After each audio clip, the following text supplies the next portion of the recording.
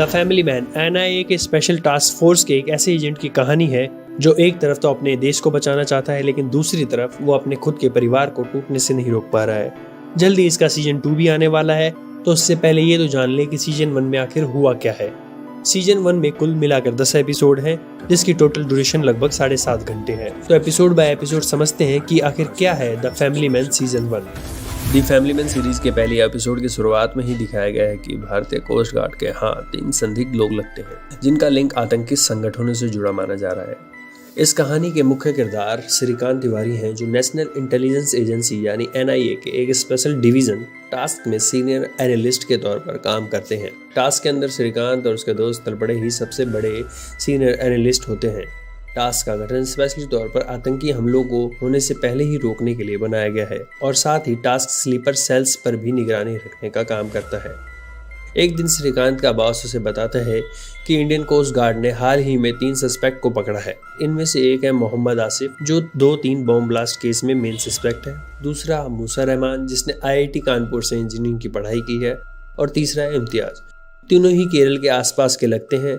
इम्तियाज के अलावा बाकी दोनों पर शक है कि दोनों ने सीरिया जाकर आईसीएस को ज्वाइन किया था और वहां से ट्रेनिंग लेकर आए हैं और भारत में कुछ बड़ा करने वाले हैं। श्रीकांत का बॉस उसे कहता है कि तीनों को मुंबई लाया जा रहा है ताकि सभी को इंटरोगेट करके इन्फॉर्मेशन निकलवाई जा सके कि उनका प्लान क्या है और वो यहाँ क्या करने वाले हैं। इस दौरान श्रीकांत और तलपड़े का काम है कि इन तीनों सस्पेक्ट की जेल तक डिलीवरी को सुपरवाइज करें। इस काम के लिए दोनों को एक जूनियर एनालिस्ट जोया दी जाती है, जिसे तलपड़े अपने साथ इस मिशन पर ले जाता है। एयरपोर्ट पर टास्क के साथ फोर्स 1 की टीम भी होती है। फोर्स 1 एक एलीट कमांडोज की टीम है, जिसका हेड इमरान पाशा होता है। एयरपोर्ट से जेल तक तीनों आतंकियों को एक वैन में लाया जाता है, लेकिन रास्ते में आसिफ और उसके दोनों साथी वैन के गार्ड को मारकर निकल भागते हैं। फोर्स 1 के कमांडोज उनका पीछा करते हैं। इस दौरान दोनों के बीच में फायरिंग शुरू हो जाती है, जिसमें इम्तियाज मर जाता है और आसिफ बुरी तरह घायल हो जाता है। दूसरी तरफ मूसा को बाजू पर गोली लग जाती है और वह एक घर में जाकर छुप जाता है। मूसा को टास्क और फोर्स 1 के लोग घेर लेते हैं और ऐसा लगता है कि अब मूसा भी गया, लेकिन श्रीकांत बोलता है कि अगर मूसा भी मर गया तो इंटरोगेट किसे करेंगे। Those fuckers killed my boys. इसका मतलब ये नहीं कि तुम सबको मार दो। इंटरोगेशन क्या खंबे के करेंगे हम। मूसा को जिंदा पकड़ने के लिए श्रीकांत अपनी जान दांव पर लगा देता है और निहत्था मूसा के पास बात करने के लिए चला जाता है। मूसा श्रीकांत को बताता है कि उसे इस झमेले में पड़ना ही नहीं था। वह सिर्फ एक इंजीनियर है और आसिफ के साथ आईसीएस से बचकर इंडिया इसलिए आया था ताकि वो अपनी माँ के पास वापस जा सके। इस पर श्रीकांत भी एक झूठी कहानी मूसा को सुनाता है कि उसकी माँ भी मर गई थी और अपनी माँ की आखिरी सांसों में भी वो उससे मिल नहीं पाया था, और मूसा को बोलता है कि सरेंडर कर देगा तो वो अपनी माँ से मिल पाएगा। श्रीकांत की बात मानकर मूसा सरेंडर कर देता है। मेरे लिए मेरा देश, तेरे लिए जिहाद सब जरूरी है, लेकिन वहां तो माँ होती है। जिसके बाद मूसा और उसके घायल साथी को हॉस्पिटल में पूरी सिक्योरिटी के साथ शिफ्ट कर दिया जाता है। एपिसोड 1 के एंड के सीन में एक मुस्लिम कैप पहने हुए लड़का एक मार्केट के बीच रात के टाइम स्कूटर पार्क करता है और इसी सस्पेंस पर एपिसोड 1 खत्म हो जाता है। एपिसोड 2 की शुरुआत में ही श्रीकांत के पास टास्क से एक मैसेज आता है कि शहर के बीचों बीच स्कूटर बॉम्ब पाया गया है। टास्क बॉम्ब स्पॉट पर बॉम्ब डिफ्यूजर टीम के साथ पहुंच जाती है और पूरे एरिया को खाली करवा दिया जाता है, लेकिन टास्क उस बॉम्ब को फटने से रोक नहीं पाती है। इस हादसे के बाद एनआईए का हेड कुलकर्णी टास्क के हेडक्वार्टर में आकर पूछता है कि उन्हें इस बारे में कुछ पता क्यों नहीं था। इस पर श्रीकांत बोलता है कि उन्हें नहीं लगता कि यह काम किसी स्लीपर सेल का है, बल्कि किसी अकेले इंसान का काम लगता है, जिसके लिए टास्क को प्रॉपर इन्वेस्टिगेशन करनी होगी। सर, ये किसी स्लीपर सेल का काम नहीं, किसी अकेले आदमी का काम लगता है, और सोलो ऑपरेशन। अगर अब तक ये वीडियो आपको पसंद आई हो तो जल्दी से जल्दी सब्सक्राइब बटन दबा दीजिए ताकि आगे आने वाली वीडियोस आपको सबसे पहले मिल सके। हमले से हताश होकर श्रीकांत मूसा और आसिफ के पास जाता है। हालांकि आसिफ को गोली लगने के बाद से ही वो कोमा में चला जाता है। श्रीकांत मूसा को इंटेरोगेट करने की कोशिश करता है, जिसमें मूसा बताता है कि उसने 3 साल पहले आईसीएस ज्वाइन किया था और कुछ वेबसाइट को संभालने का काम करता था। मूसा के मुताबिक आईसीएस वाले इंडियन मुस्लिम को भाव नहीं देते हैं और कोई बड़ा काम नहीं करवाते हैं, और इस वजह से वो इंडिया वापस आना चाहता था। आसिफ को इंडिया में किसी मिशन के लिए भेज रहे थे, तो मैं भी उसके साथ इंडिया आ गया। मिशन के बारे में जब श्रीकांत ने मूसा से पूछा तो मूसा ने बताया कि मिशन के बारे में तो कुछ नहीं पता, लेकिन आसिफ कहता था कि कुछ बड़ा होने वाला है। श्रीकांत फिर ऐसी बात बोलता है कि मूसा चौका का चौका रह जाता है। आसिफ जिंदा है, कोमा में, कभी भी होश आ सकता है। इस दौरान काम को लेकर श्रीकांत की फैमिली में तनाव बढ़ने लग जाता है और उसकी बीवी उसके एनआईए के काम और उसके नेचर से ऊबने लग जाती है। फैमिली टॉक के बीच ही टास्क से रेड मैसेज आता है, जिसका मतलब टास्क के पास बहुत अर्जेंट काम आ गया है। श्री इसमें पता चलता है कि एक गेमिंग कंपनी में काम करने वाले 3 लोगों का हाथ इस बॉम्ब ब्लास्ट में है, जो कि हसरत दलाल, हुसैन और रियाज है। टास्क फिर तीनों को पकड़ने के लिए निकल जाती है। देखता हूँ कितनी दूर भागता है। तीनों से पूछताछ में पता चलता है कि उनकी बात किसी अनजान शख्स से होती है जो उनसे काफी कुछ टेक्निकल जानकारी लेता है। इसके अलावा वो शख्स जो भी चीज देता है वो विक्टोरिया कॉलेज के पास बने हुए एक ड्रॉप बॉक्स में छोड़ जाता है और मैसेज के जरिए उठाने के लिए कह देता है। हसरत दलाल बताता है कि ड्रॉप बॉक्स में सामान रखने वाले की उम्र 25 के आसपास की है और वो विक्टोरिया कॉलेज का ही कोई स्टूडेंट है। एपिसोड 2 के एंड में विक्टोरिया कॉलेज में पढ़ने वाला एक मुस्लिम लड़का करीम भट्ट थिएटर में बजने वाले राष्ट्रगान पर खड़ा नहीं होता है, जहाँ लोग मिलकर उसकी कुटाई कर देते हैं। एपिसोड 3 के शुरू में ही कुछ बाहुबली गुंडे लोगों को दिखाया गया है जो मुस्लिमों को गौहत्या के नाम पर जान से मार देते हैं, लेकिन जब मांस की जांच होती है तो पता चलता है कि वो मांस बकरे का होता है। इस तरह की न्यूज़ देखकर करीम हताश हो जाता है। वहीं दूसरी तरफ टास्क ड्रॉप बॉक्स पर नजर रखने के लिए एक कांस्टेबल को बैठा देती है और साथ में एक हिडन कैमरा भी लगा देती है। अब तक एनआईए को मिशन का नाम पता चल जाता है, मिशन जुल्फिकार, जिसके बारे में जानकारी निकलवाने के लिए श्रीकांत फिर से मूसा से मिलने हॉस्पिटल जाता है, जिसमें मूसा अपनी आप बीती सुनाने लग जाता है। वो बताता है कि जब 2002 में दंगे हुए थे तब उसके पिता और चाचा को मार दिया जाता है। उसकी माँ और बहन एक पलंग के नीचे छुपी होती है। उसकी बहन के मुंह से अपने बाप की डेड बॉडी देखकर एक चीख निकल जाती है, जिसमें दंगाई उसकी माँ और बहन को पलंग के नीचे से निकाल कर बहुत पीटते हैं, जिसमें उसकी बहन मर जाती है और सिर्फ माँ ही बचती है, जो आज तक उस हादसे को याद करके रोज रात को चिल्लाते हुए उठ जाती है। इसलिए उसने आईसीएस को ज्वाइन किया था और उल्टा श्रीकांत से पूछता है कि आप मेरी जगह होते तो क्या करते। तलवार के बदले अगर तलवार ही उठाना है तो अंत में तो तलवार ही बचेगा। ड्रॉप बॉक्स को लेकर टास्क को किसी विक्टोरिया कॉलेज के लड़के पर ही शक होता है, इसलिए पुलिस की मदद से क्रिमिनल चार्ज में पहले से जेल में गए हुए कॉलेज के कुछ मुस्लिम लड़कों को टेररिस्ट गतिविधियों में शामिल होने के नाम पर बेवजह उठा लिया जाता है। फाड़ खाओ, हम लोग मुसलमान हैं, इसके लिए अरेस्ट किया है ना। अगर अब तक ये वीडियो आपको पसंद आई हो तो जल्दी से जल्दी सब्सक्राइब बटन दबा दीजिए ताकि आगे आने वाली वीडियोस आपको सबसे पहले मिल सके। इसी बीच करीम की मुलाकात अल्ताफ नाम के एक शख्स से होती है, जो करीम को ड्रॉप बॉक्स में रखी हुई चीज को निकाल कर देखने के लिए कहता है, जिसको देखकर पता चलता है कि एक मिनिस्टर लोगों को मुस्लिमों को मारने के लिए भड़का रहा है और ये वही मिनिस्टर है जिसने उन 2 लोगों की गौहत्या के नाम पर हत्या करवाई है। ड्रॉप बॉक्स को छेड़ने के कारण टास्क को करीम भट्ट पर शक हो जाता है और वो उसके घर में चुपके से एक हिडन कैमरा और माइक लगा देते हैं और उस पर निगरानी रखने लगती है। हिडन कैमरा और माइक से पता चलता है कि करीम कोई प्लान बना रहा है। इस पर टास्क की टीम करीम को पकड़ने के लिए निकल जाती है। यही एपिसोड 3 का एंड है, जहाँ करीम को शक हो जाता है कि कुछ तो गड़बड़ है और उस पर निगरानी रखी जा रही है, तो वो भी अपने हॉस्टल से भाग जाता है और अंडरग्राउंड हो जाता है। एपिसोड 4 की शुरुआत में ही करीम भट्ट मिनिस्टर के घर पर कुछ बड़ा करने का प्लान कर रहा होता है, जिसके लिए वो अपने दोस्त के चाचा के गैराज से वैन तैयार करता है और आज ही रात को मिनिस्टर के घर की पार्टी में वो अपने प्लान को अंजाम देना चाहता है। हालांकि दूसरी तरफ टास्क की टीम उसे ढूंढने और उसके प्लान को रोकने में लगी होती है और तीसरी तरफ हॉस्पिटल में मूसा अपना दर्द नर्स को बताकर उसे फंसाने की कोशिश करता है। तुम अभी रेस्ट करो, रेस्ट करोगे तभी ठीक हो जाओगे। क्या हो जाएगा ऊपर ऊपर से ठीक होकर। द फैमिली मैन का ये मेंबर श्रीकांत दूसरी तरफ अपनी वाइफ पर शक करने लग जाता है और उसके नंबर को ट्रेस करवाता है कि वो क्या करती है, किससे मिलती है।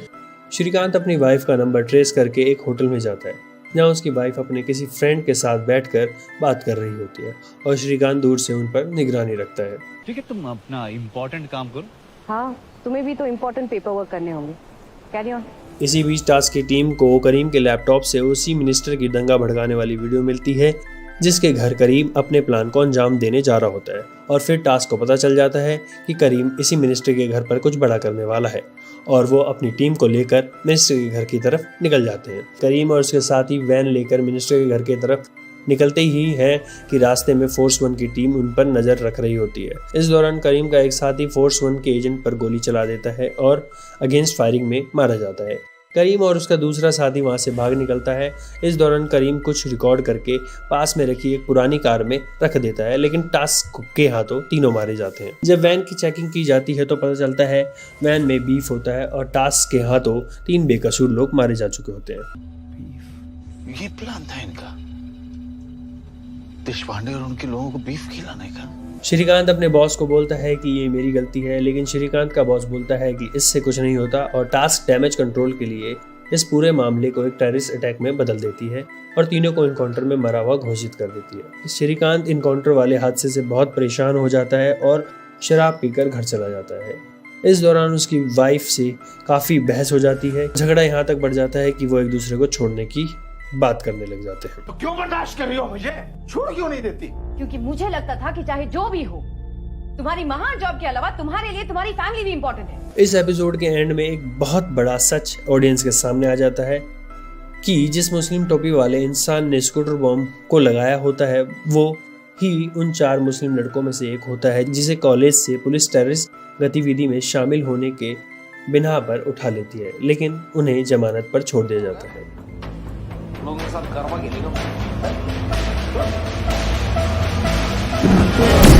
एपिसोड 5 के शुरू में ही पता चल जाता है कि साजिद को बचाने के लिए अल्ताफ नाम के शख्स ने करीम को ड्रॉप बॉक्स के पास भेजा था ताकि साजिद पर टास्क की नज़र न जा पाए। अल्ताफ बताता है कि फैजान नाम के किसी बंदे ने साजिद के लिए एक बड़ा मिशन तैयार कर रखा है। इतना बड़ा मिशन कि अगर पूरा हो जाए तो लोग 26/11 को एक छोटा मोटा धमाका समझेंगे। करीम के इनकाउंटर के बाद NIA की टीम श्रीकांत से सवाल जवाब करती है और दूसरी तरफ साजिद को कश्मीर भेजने की तैयारी की जाती है। जब वो पूछता है कि और कौन कौन है इस मिशन में, तो उसे बस मिशन का नाम बताया जाता है। और कौन कौन शामिल है इस मिशन जुल्फकार। हॉस्पिटल से पता चलता है कि आसिफ कोमा से बाहर आ गया है और 3-4 दिन में पूरी तरह से होश में आ जाएगा।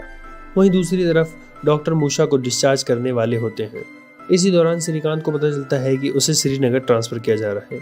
ट्रांसफर की बात से हताश होकर श्रीकांत अपने बच्चे के सामने किसी को बेवजह पीट देता है, जिससे उसकी टेंशन का अंदाजा लगाया जा सकता है।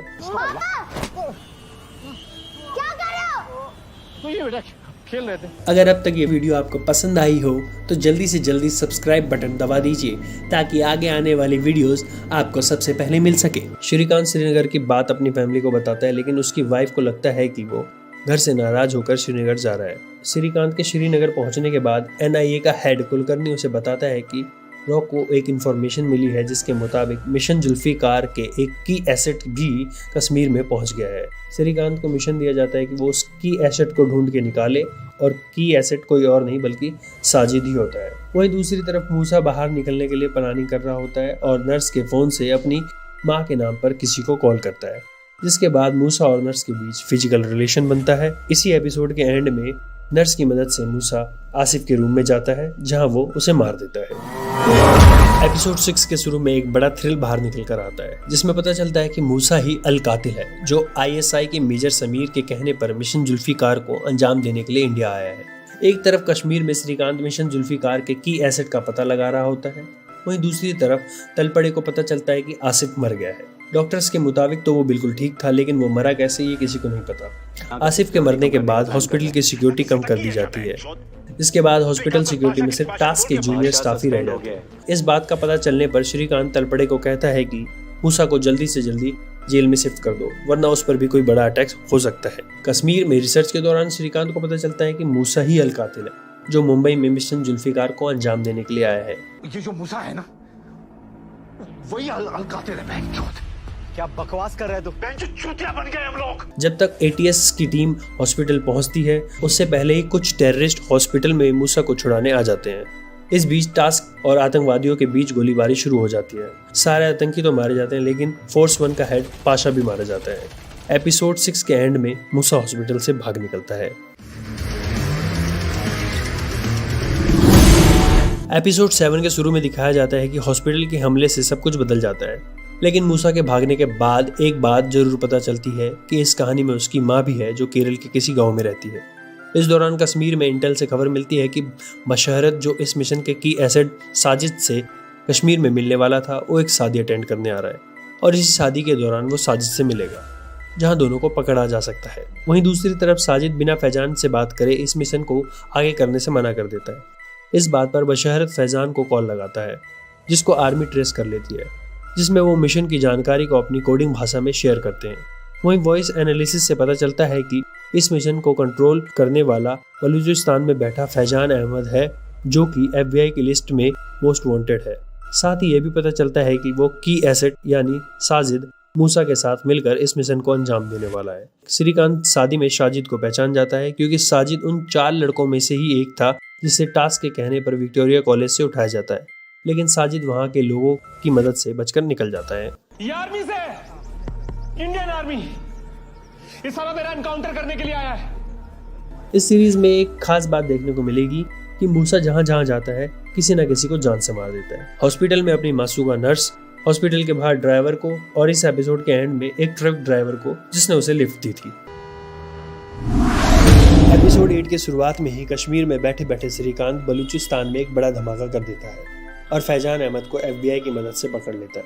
इस सीन को सुनने से ज्यादा आपको देखने में मजा आएगा। जहन्नुम से बात कर रहे हो क्या? फैजान का पाकिस्तान में पाए जाने के बाद पाकिस्तान पर अमेरिका से दबाव बनने लग जाता है, जिसके लिए पाकिस्तान का प्रधानमंत्री इस मामले की पूरी जांच करने के लिए आदेश देता है। अब फैजान के FBI के हाथ आ जाने के बाद श्रीकांत उसे इंटरोगेट करने के लिए अनऑफिशियली बलूचिस्तान चला जाता है। इस बीच श्रीकांत के परिवार में काफी कुछ बदल जाता है, जिसके बारे में उसे थोड़ा भी अंदाजा नहीं होता। हाँ, यहाँ सब ठीक है, तुम हमारी फिक्र मत करो, ये वर्क इज इम्पोर्टेंट, उस पर फोकस करो। श्रीकांत FBI की मदद से फैजान को FBI से ही छुड़ाने का प्लान बनाता है और फैजान को बोलता है कि खुद पाकिस्तान के प्रधानमंत्री ने उसे छुड़वाने के लिए भेजा है। श्रीकांत उसे बोलता है कि प्रधानमंत्री का कहना है कि जिस 2 बंदे को इंडिया में मिशन के लिए भेजा है उसको बोल दो कि मिशन रोक दे और यहाँ से सऊदी अरब निकल जाए। इस बात पर फैजान राजी हो जाता है और सारी जानकारी उगल देता है और काम हो जाने के बाद श्रीकांत फैजान अहमद को वापस FBI को सौंप देता है।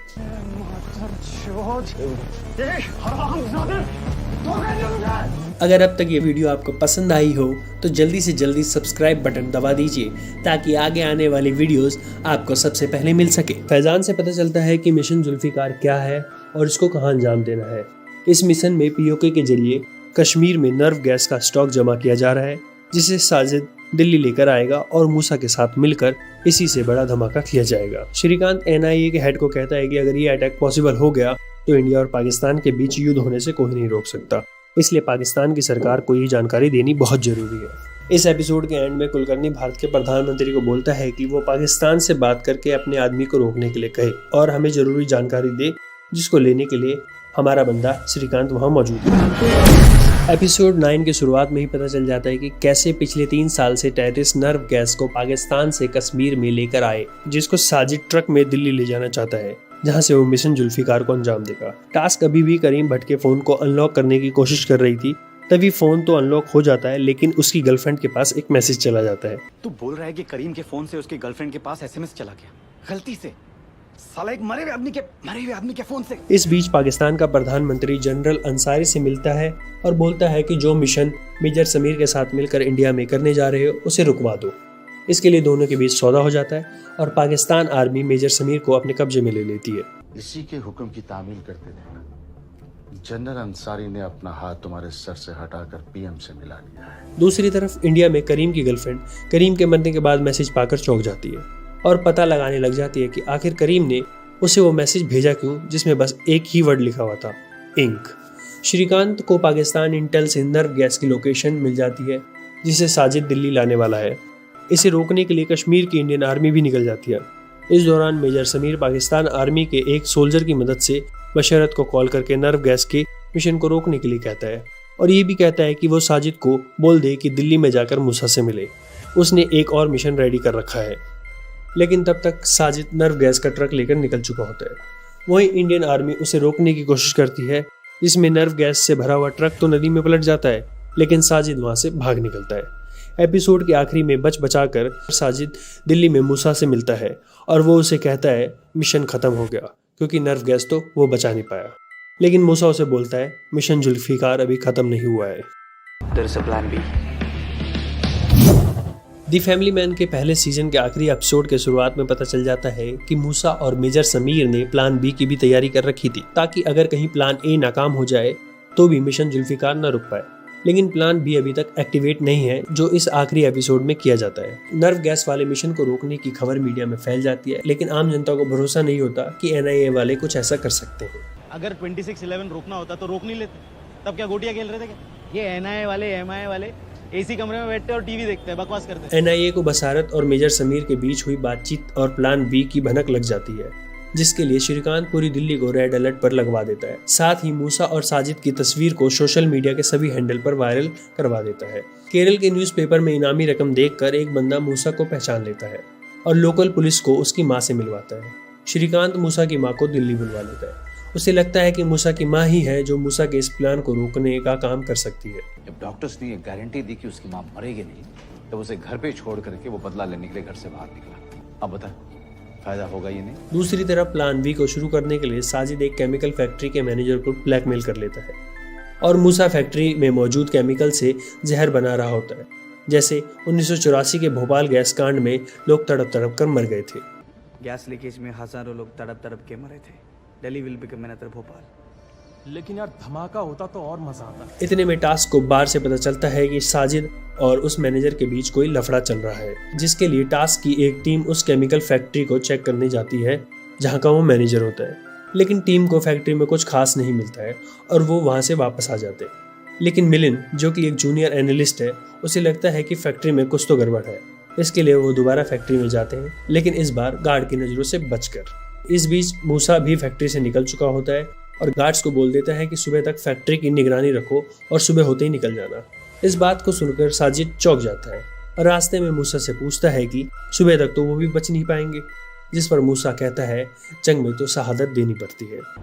जंग में कुर्बानी देनी पड़ती है दोस्त, शहादत मिलेगी, जन्नत की सैर करेगा।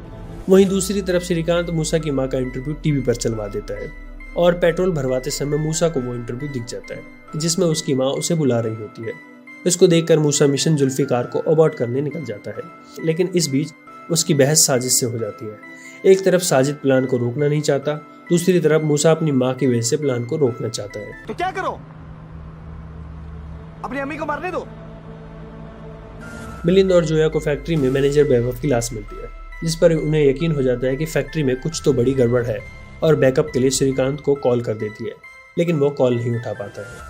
एक तरफ फैक्ट्री में गार्ड्स और एजेंट के बीच गोलीबारी शुरू हो जाती है, जिसमें मिलिंद घायल हो जाता है।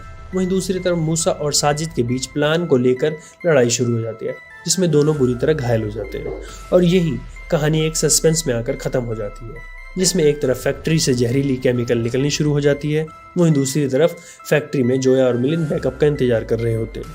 तीसरी तरफ मूसा की लाश मिलती है। अब देखना ये है कि क्या टास्क उस जहरीली गैस को शहर में फैलने से रोक पाता है या नहीं। शॉर्ट में कहूँ तो द फैमिली मैन की पूरी सीरीज थ्रिलर से भरी हुई है, साथ में मस्त फैमिली ड्रामा है जो आपको बिल्कुल भी बोर नहीं होने देगा। हालांकि इसमें दो तरफ की कहानी और रह गई है जो अगले सीजन में इम्पैक्ट डाल सकती है। एक तरफ तो करीम भट्ट की गर्लफ्रेंड को उसकी रिकॉर्डिंग मिल गई है, जिसमें वो खुद को बेगुनाह साबित कर रहा है और बता रहा है कि कैसे टास्क के लोग उसे और उसके साथी को मार रहे हैं। इस फुटेज में श्रीकांत भी साफ साफ दिख रहा है। और वहीं दूसरी बात श्रीकांत की फैमिली पर है, जो उसकी गैर मौजूदगी में काफी बदल चुकी है। हालांकि इस वेब सीरीज का नाम ही द फैमिली मैन है, तो देखते हैं अगले सीजन में क्या होता है। तब तक के लिए बने रहिए द मूवी काउंटडाउन के साथ।